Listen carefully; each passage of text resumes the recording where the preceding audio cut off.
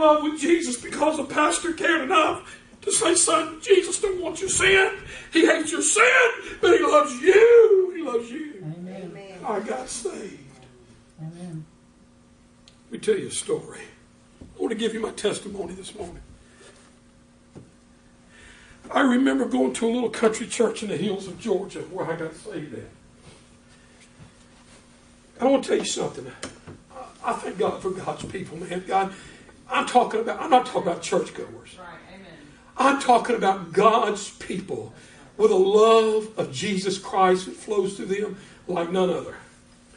I remember going to this church, this little country Baptist church, old missionary Baptist, foot washing, anointed with oil, Baptist church. And I remember walking in that church that day. 2 weeks prior, let me tell you my whole testimony and then I'm going to close. You play something soft, so Sandy. 2 weeks prior to me getting saved, I was coming home from work one day. I drove a concrete truck back then over in Georgia, close to the Alabama line, and I was coming home. My mama raised me in church. My mom was Pentecostal. My dad was Baptist, and so I've had a little bit of Catholic, Baptist, Methodist. I'm a mixture of everything. And I was coming home one day from work, and beautiful Friday afternoon, and the Holy Spirit of God began to deal with me, and I began to weep and began to cry on the way home. And I asked Lord, I said, Lord, why can't I serve you like I want to? What's wrong with me? And God said, nothing. You just need Jesus, that's all. And I sat there and I wept and I cried.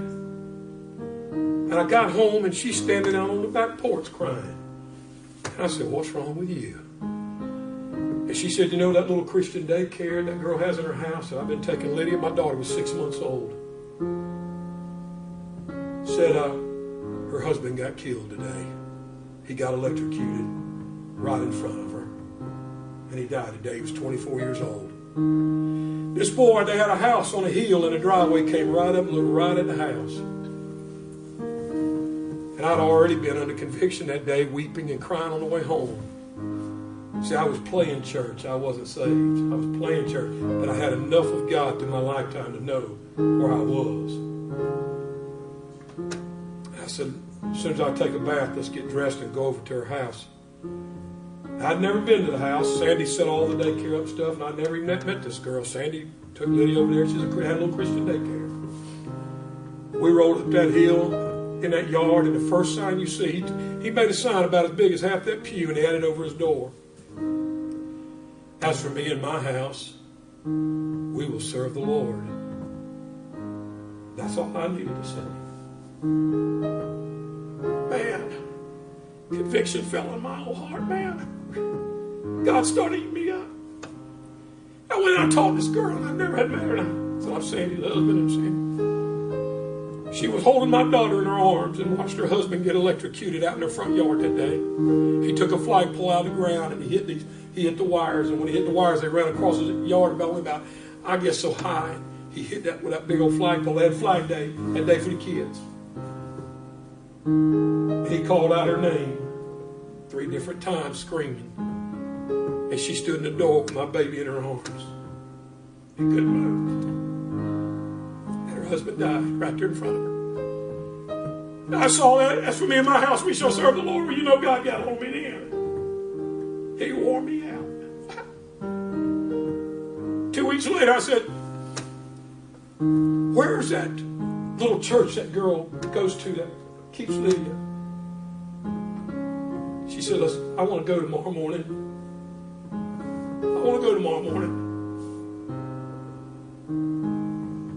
Saturday night, I went to bed. I couldn't even sleep. Brother Miller, I couldn't even sleep. I felt like if I go to sleep, I'm going to die and go to hell. Couldn't hardly get my eyes closed. We got up the next morning. We went to church. I sat back where Brother Ricky's sitting back there. And I remember that old one-eyed preacher. My pastor used to run moonshine through the hills of Alabama and Georgia. And he had his eye ripped out in a car wreck when he was a sinner. And he wore a patch. He had a patch on. And that old one-eyed preacher began to preach. Hell hot, heaven high and sweet. Man, I tell you, he began to preach and he gave the altar call. I remember getting up and I had all intentions of walking out, see, because I knew he was talking about me, and I came to that altar crying. I came down and I knelt down by that altar. One of the preachers over there, Brother Jim Camp, a Korean War veteran.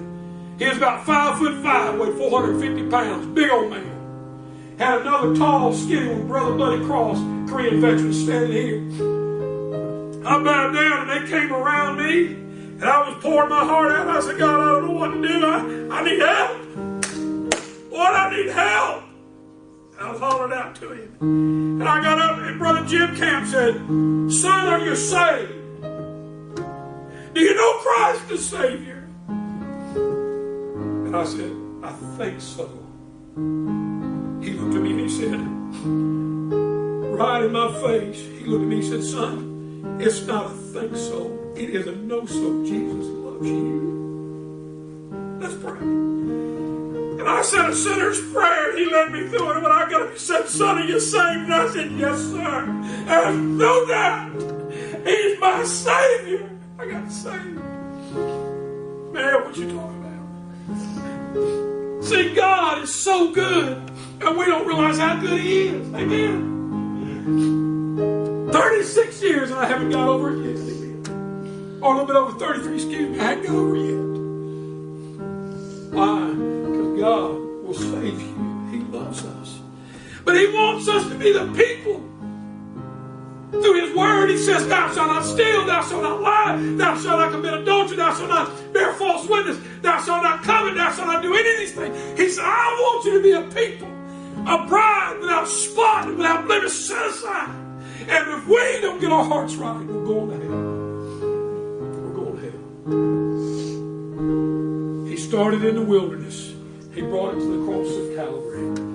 He's resurrected and he's coming again. Would you stand with me, bow your head and close your eyes?